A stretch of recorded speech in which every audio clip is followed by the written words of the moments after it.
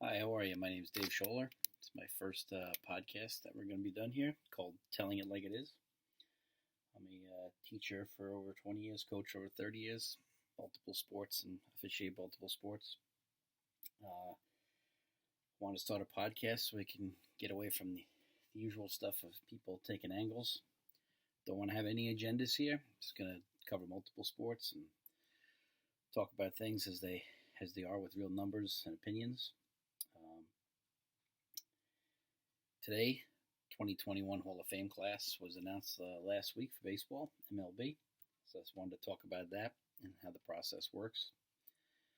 For all of you who don't know, you get 10 years to get on that ballot, then they move you to an alternative committee, and maybe you can get into the Hall of Fame that way. But this is a 10-year ballot for now. We have some guys who are up for their first year and some guys who are in their ninth year on the ballot. You need 75% of the vote to get in, so it's quite competitive. And I don't want to have any homerism on my podcasts. Not really into that. So even though I'm wearing an A's hat, there's a couple of guys up. You'll see I'm not going to be a homer. I'm not into that. I want to speak the truth and have a conversation and dialogue, and eventually I'll have guests. This is the first one, so if you're on here watching it, thank you very much. Probably be brutal the first one or two. It's a lot like teaching, but like I said, all the gentlemen we're going to talk about, though, are wonderful baseball players. To tell someone to say that you don't think someone's a Hall of Famer is not an insult, so don't get feelings hurt if they're one of your favorite players. Every one of the players on this list is wonderful. Some of the guys that are on here, you wonder, though, just how many votes they're actually going to get, which you hope doesn't wind up being a negative to them that they didn't get a lot of votes. So we're going to start off with the guys that are their first year on the ballot, and we're going to go from there. And you'll see that as time goes by with some of these guys, it's a lot about the performance-enhancing issues that are going to come up, and whether you're going to overlook that or not, you're going to vote for some of these guys, obviously. And if you're not, you're obviously not going to overlook that. So that's going to be a big issue. So the other thing, too, is we have the classic numbers, which I think have to be adjusted over time. You have 300 wins for pitchers, which we're probably never going to see again. With the amount of innings that starters go now and the amount of relievers that you need to be successful just to get a win, you're seeing a lot less wins. You're also going to see probably a lot more 500 homer guys over the time with launch angle and things of that nature. So some numbers have changed. So for me, with pitchers, I would say anybody over 200 we need to take a look at, except if it's a reliever. Obviously, wins are not the goal there. But still, some of the same old things stand true. So we're going to talk about that. I'm up here in New York, even though I'm an Oakland A's fan. I watch him every night. But let's get started. Michael Kadire, first year on the ballot. Michael Kadire, 2009 MVP. Won the batting title in 2013. Two-time All-Star. Wonderful player. Was a guy, as an A's fan, I'd love to have on my team. Just a solid player. Just very consistent over his career. 197 homers, 794 RBIs. Played 15 years. Solid player. But I would have to say, not going to probably get a lot of votes this first time. And also, who else is on the ballot definitely influences how many you get at the time you're on the ballot. So, for example, with a lot of guys being first time up this year who probably won't get on, this should help some of the guys at the top of the ballot. Second guy, LaTroy Hawkins. LaTroy Hawkins had some success as a starter and a reliever. 127 saves and 75 wins. So had success in both avenues, but clearly not a Hall of Famer. Did get some big outs in his life, but like I said, I wouldn't vote for him for being a Hall of Famer. Nick Swisher. Loved him as an Oakland A. Made an all-star team. Not with the A's. Turned out to have a better career than his dad, Steve Swisher. Nick always gave us his best. He's a good right fielder. Played a little first base for us. Played hard. Had some really good years up here with the Yankees. His postseasons, Yankee fans gave him a lot of grief on the radio with some of his postseasons and things of that nature. So even though I love Nick Swisher, can't say it. Nicky's going to the Hall of Fame. He was a one-time All-Star. This next guy really had a first-year guy. Really had a good end to his career. A.J. Burnett certainly had wonderful stuff as a pitcher. 164 and 157 .399 ERA, so that's nice for him to be under 4 for his career. He was an all-star. He's a strikeout leader a couple of seasons. He was a shutout leader in a season, and he was a starts leader twice. So obviously it fits that horse mentality. Had good breaking ball, won a World Series. So it's a guy that definitely had some success. So A.J. Burnett at the end of his career really picked up, but really a good power pitcher, and had a 17-year career, and had a better end than the beginning of his career. I think he finally figured it all out and then put it all together for his career. Next guy, Shane Victorino, one of these guys you'd love to have as a coach. 4-time Gold Glover, played in 2 World Series, All-Star twice, led the league in triples twice. What a great spark plug type player for the Phillies. Very tough to get out. Wound up with 108 homers and 489 RBIs, but his runs, nice job on the runs, 731. He played a 15-year career, and just actually 12-year career, 15-year career. This is a very tough guy. He's the first year on the ballot. I don't think he's going to get it either, but we'll see. We'll see how it goes. Here's a guy that we all forget about, Amiris Ramirez. All right, he's a guy 386 homers and 1,400 RBIs. It's a guy that I never associated with those numbers, and I follow it every day. Led the league in doubles, All-Star 3 times, and won a Silver Slugger once. Incredible that I didn't realize he had 1,400 RBIs. 1,500 RBIs used to be the standard for hitters to get 1,500 RBIs. You were going to get in, but Amiris, first year on the ballot. Again, you need 75%. Not going to get it. This next couple of guys, both Oakland A's, but like I said, I'm not a homer. Barry Zito, loved him, won a Cy Young, 2 All-Star appearances, but definitely not a Hall of Famer. Barry was 165 and 143, and later won a World Series with the Giants. Good pitcher, had a great 11:30 to 5:30 curveball, one of the best curveballs. Definitely a free spirit. He always took the mound and gave you his best, but not a Hall of Famer. Again, had a great career, but not a Hall of Famer. Next guy who's actually wound up having a better statistical career, but if you asked 100 fans on the street who's better, Barry Zito or Danny Herron, most people would tell you Barry Zito is, but if you look at the numbers here, Danny Herron's a 153 and 131, so he actually, and a whole quarter of a run lower ERA at 3.75. The best thing about Herron was 3 All-Star games, led the league in games started 3 times, which is really important. He's a horse. Led the league in whip once. He also 3 times led the league in strikeout to walk ratio, which for a pitcher is great. Danny didn't nibble, and he came right at you, so I think that's what kept the walk so low for Dan Herron. But Dan Herron was an excellent pitcher, great competitor with the A's and the Cardinals, and just always took the ball for you and just came after hitters. So I always appreciated him when he had the ball for me. I always looked at it as an A's fan, call it me, but as an A's fan, I always just loved when Danny Herron had the ball. Next guy, great player, Torrey Hunter. He's up for his first ballot here, first time. 5-time All-Star, 9-time Gold Glove, 2-time Silver Slugger Award. Really, really, really excellent player. And Torrey Hunter with 353 homers and 1,400 RBIs almost. So Torrey's close, but first time up, I don't anticipate he's going to get in there, obviously, but he's a wonderful player on those Twins teams that were very feisty and always seem to lose out to the Yanks. We did get him once in 06. The A's did get him in the 06 playoffs, but Torrey Hunter's a tough competitor, tough player. And here's the next 2 guys. I think if it were me, I would put these 2 first ballot time guys in.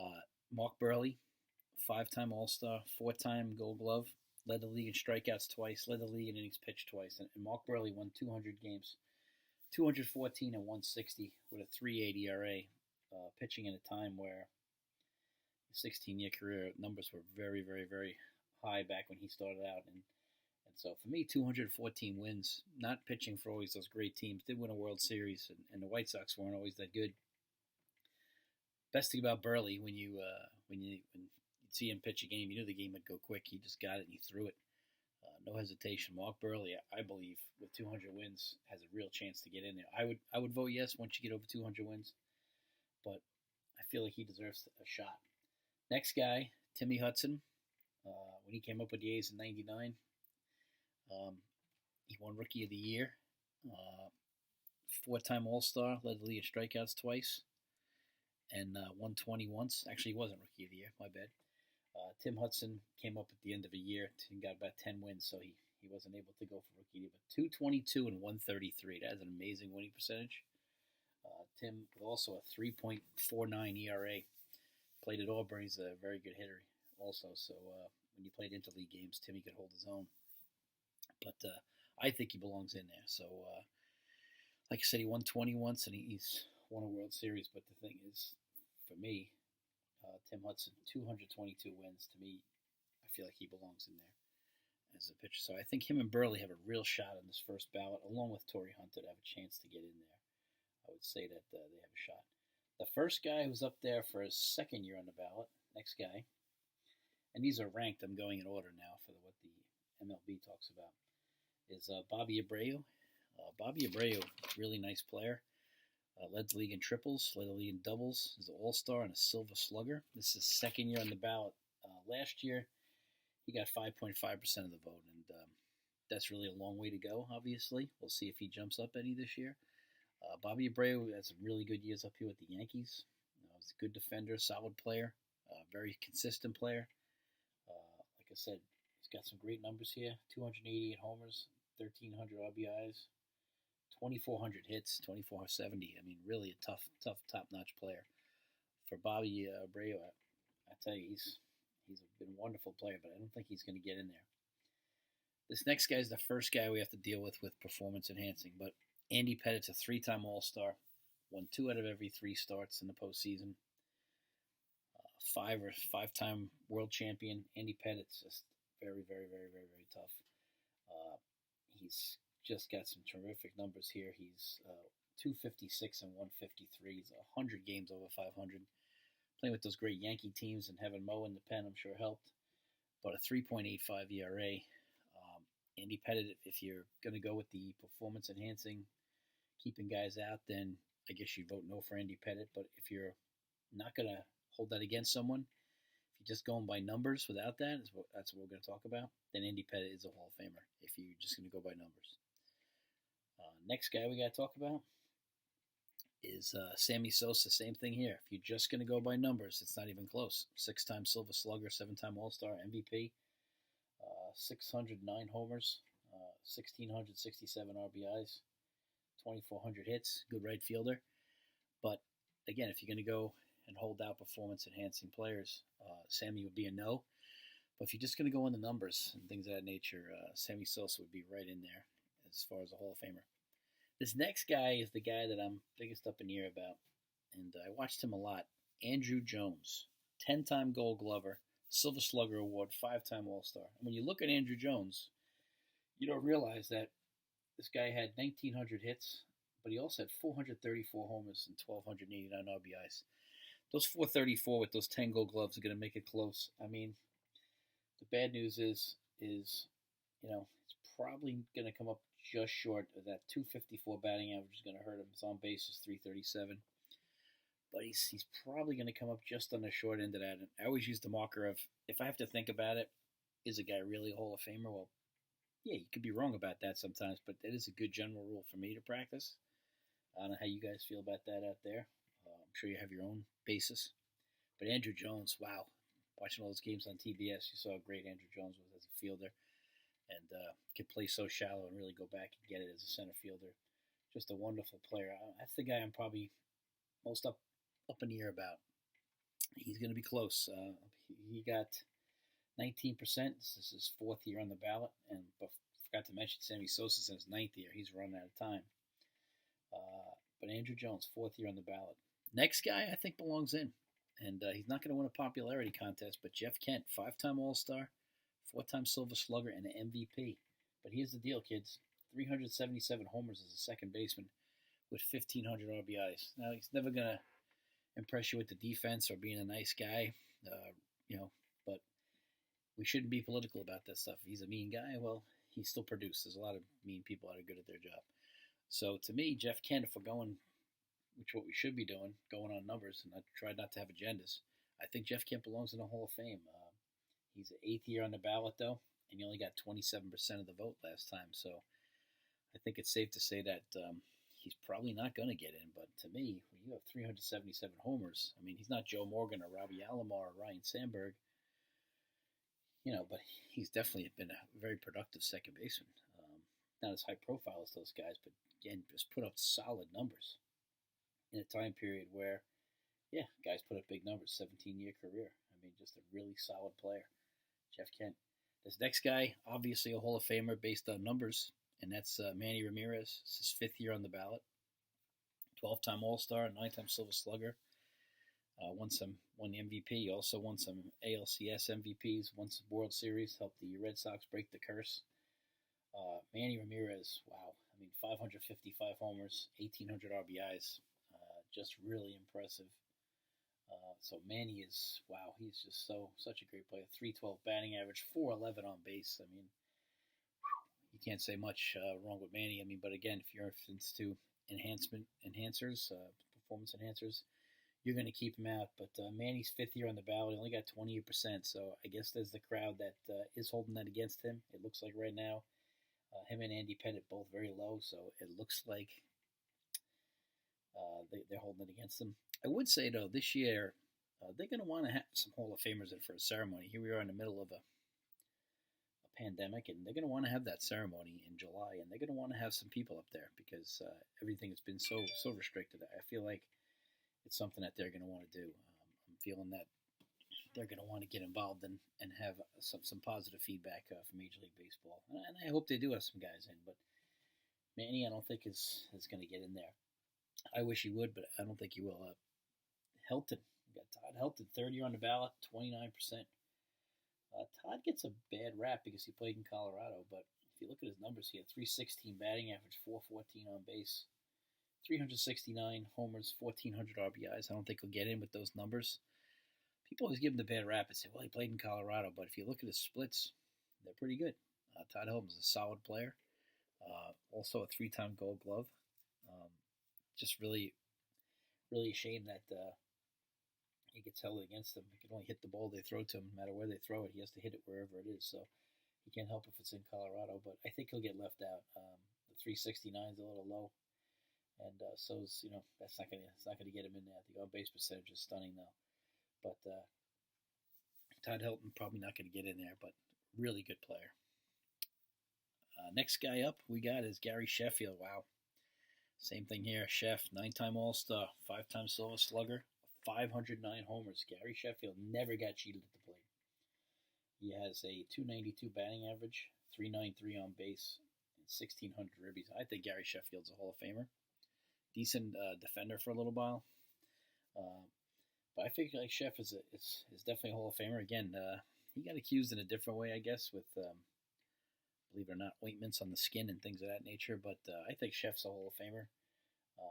He played hurt a lot. I mean, I'd put him in. What happened last time was he only got 31% of the vote. It's his 7th year on the ballot. He's running out of time. It's tough. So I would vote for Chef, but like I said, if you're going to go with performance enhancement, you'd say no. Next guy up, really surprised you, Billy Wagner, 7-time All-Star, top 6 all-time in saves. To me, I guess it's hard for me to put closers in. I always think they get a bad rap. Eckersley, Fingers, and Mariano Rivera I got to see every night.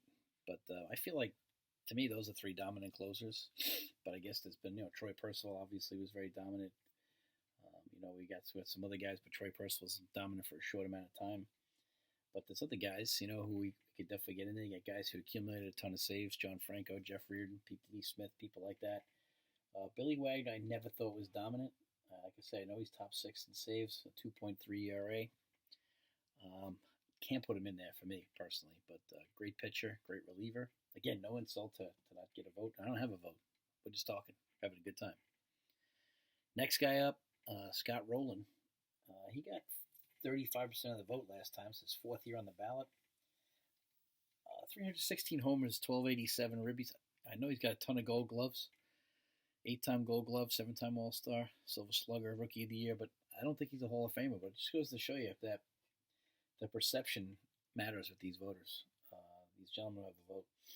Matter of fact, the other day, MLB, which is one of my favorite channels, I watch it all the time, has a outside writer on who talks about how he doesn't want to vote for Kurt Schilling because of his views. To me, you should lose your vote if you're not going to vote for someone because of their views. I don't care what their views are. The person's a baseball player. There's a lot of people in the Hall of Fame whose views you might not like, but that's nothing to do with being a baseball player. So for me, if you're going to have Kurt Schilling out, then I don't know how you keep your vote, especially if the reason is the person's views. I don't care if you think vanilla is better than chocolate, which is against my view. I'll put you in there if you're a Hall of Famer. If not, I'm not putting you in. But for example, I think Scott Rowland, he got 36% of the vote, but he's stuck.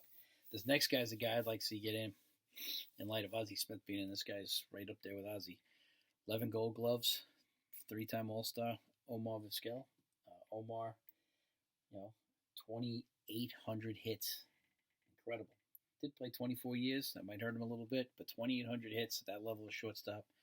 To me, part of one of the best defensive combinations of all time when him and Roberto Alomar were up the middle.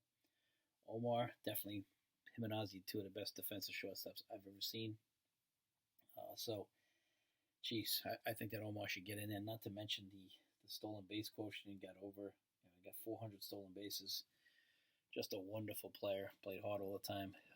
But I don't know. He got 53% of the vote. It's his fourth year on the ballot. We'll have to see what happens with Omar. Next two guys are a little different and they have some similarities. To me, performance enhancer or not, Barry Bonds belongs in because he had won 3 MVPs already when he became accused in the time period after the home run chase of '98 with McGwire and Sosa. All of a sudden, the numbers started to change, is the way that people talk about it. But Barry Bonds was 3-time MVP by that time.